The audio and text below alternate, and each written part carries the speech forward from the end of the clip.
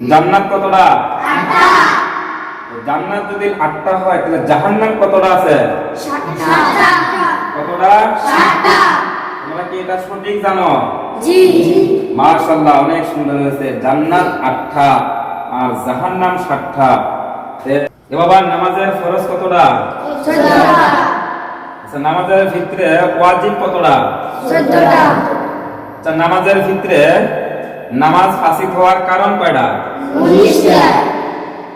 নামাজের ফরজ যে 14টা বললা, এটা কি সঠিক? জি।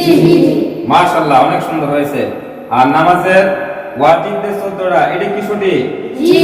মাশাআল্লাহ মাশাআল্লাহ, অনেক সুন্দর। আর নামাজ ফাসিদ হওয়ার কারণ যে 19টা, এটা কি সঠিক? জি। মাশাআল্লাহ, অনেক সুন্দর হয়েছে। দর্শক, যদি আপনাদের ভালো লাগে আমাদের এই ভিডিওটা বেশি বেশি শেয়ার করবেন।